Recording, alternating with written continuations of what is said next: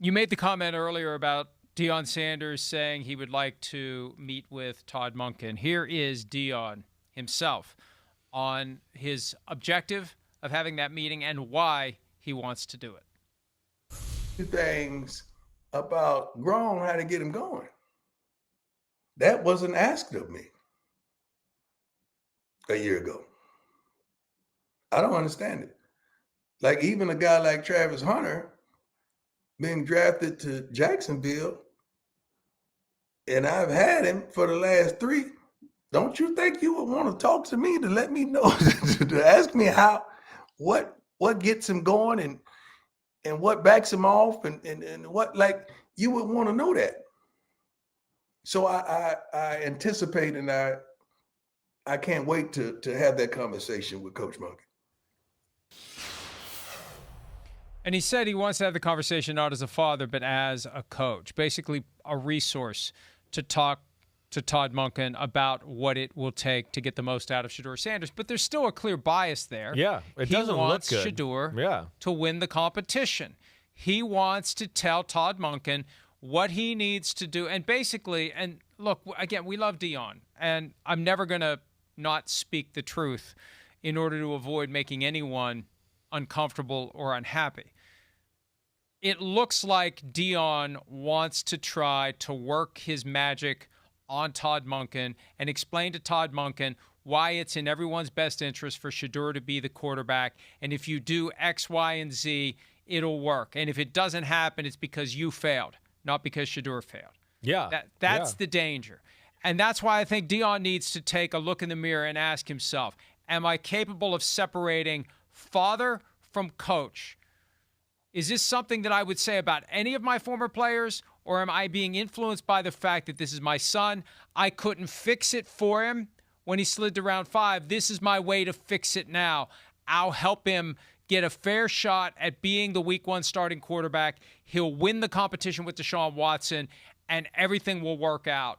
I think that's a clear, obvious bias that any of us as parents would have. I think he needs to be honest with himself and maybe not try to have that conversation. It's a tough one there. And yeah, I don't think it's the best look. I don't think it's the best look for him or for Shedeur. I don't think he'd be doing him any favors in the Cleveland Browns locker room with that. I don't. I think guys in the locker room are going to go look at it and kind of go, oh, daddy's coming to talk to the coaches here and talk for Shedeur and do that. I mean, there's definitely that aspect that can be viewed that way. So that's where, yeah, I'm not sure that really helps. Now, listen, I'm all for coaches reaching out to other coaches to understand more about a player. I get that. But at the same time, it doesn't always happen. It doesn't. I mean, not every team has talked to Nick Saban when they were drafting Alabama players and go, hey, Nick, tell us what motivates the guy, what tells us not. I mean, we've heard Nick Saban say that before, that, yeah, this team, they never called me. They never talked to me about this guy, whatever, right? So, it's a little bit, it comes off, too, of like, hey, if you're going to draft my guys here, and Travis said, you got to kiss the ring a little bit. That's kind of how it comes off to a degree, too. And again, I just don't think it's the best look overall or helping Shedeur. Honestly, I don't. I think in NFL, people look at that, and they're not going to look at it that as a great thing. It's going to be like poo-pooed a little bit by coaches and GMs who are seeing this go on right now. And a little bit going, thank God we didn't draft Shedeur in the 3rd when we were thinking about it, or the 4th. And that to me, again, I don't think is helping Shedeur Sanders' case there in Cleveland. Well, Chris, here is the best piece of evidence as to why Deion can't separate coach from father. At the beginning of that clip, he mentioned that the Jaguars haven't talked to him about getting the most out of Travis Hunter. Did he say he wants to go meet with Liam Cohen to talk to him about Travis Hunter as a coach? Yeah.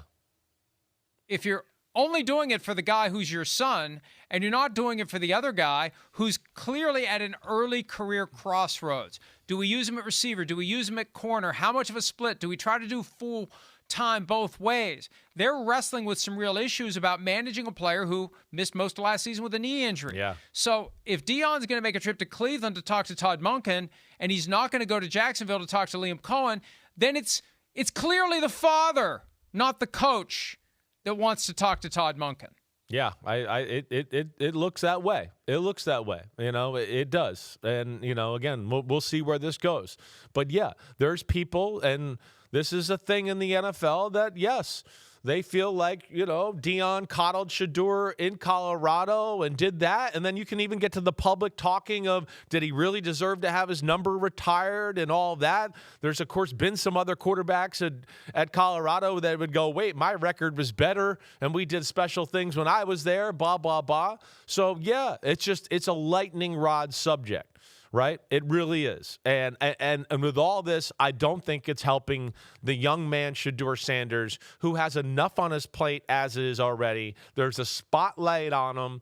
He's in a big competition. He's trying to learn a new offense with a new coach. And all of this is just distracting noise that just puts him more at the front and center of their football team, where he hasn't earned the pelts yet to be the guy that should be the number one main thing talked about on the football team, right? Here we are, and we've talked about nothing in Cleveland this offseason, really, other than Shedeur and Deshaun Watson. That's it. And it's been mainly Shedeur. And again, I state my case in that this is why teams were a little scared to draft Shedeur, with all the other reasons we mentioned as well. Deion does not handle fair criticism well. And I was stunned that he appeared with us at the Super Bowl in New Orleans, because I have been critical of him as it relates to his inability to handle criticism. He freezes people out of his press conferences. He won't answer questions from people who work with the same organization where someone else in that organization had criticized him. And my position has always been, you're Deion Sanders, man. You're above that. You shouldn't be getting petty and doing that. You're Deion Sanders. Overwhelm them with your natural charisma and charm, of which he has an overabundant supply. Yeah. And as it relates to Shedeur, they dismiss any criticism. There's this theory that the criticism all came from one specific source or one specific person, and they've never said who it is. There's just always this, I know who it is. I know what time it is. I know who. Well, call them out if you think there's someone out there who's pushing buttons and pulling levers and pulling strings to try to hurt Shedeur. Call them out. This resistance to listen to criticism that could be constructive to the best interests of Shedeur Sanders, that to me is misguided and unfortunate, because when you shut down your willingness to listen to any and all criticism, you miss some opportunities to make your situation better. You miss some good points that people could be making, such as, Deion, don't go try to meet with Todd Monken. You're not going to make things better.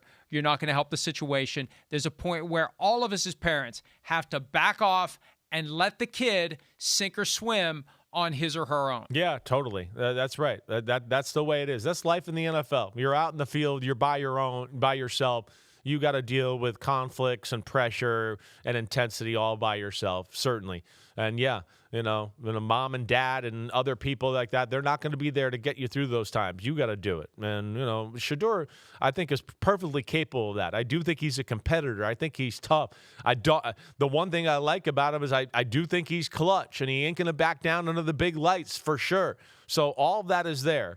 But again, yeah, is there some handling of situations that can be better from everybody in the Sanders camp and take away a little attention off of the things that are not as important and just keep it on the football field and what is really important? Yeah, I think there's some mistakes being made there. Just the fact that Deion would not even acknowledge that Shiloh was way over the line in what he said to and about Mary Kay Cabot. Just the fact that he painted it as it's perfectly legitimate for Shiloh to attack as he's defending his brother. There's a blind spot there. Somebody needs to get through to Deion, and in turn, Shiloh and Shedeur, about how this really should go, because their way of doing it creates more issues and problems than they need. And we want what's best for Shedeur. We want what's best for Deion. But sometimes you can be your own worst enemy if you refuse to listen to criticism that may help you. Hi, it's Mike Florio. Thanks for watching PFT on YouTube. Hit subscribe for the latest news and analysis from Pro Football Talk.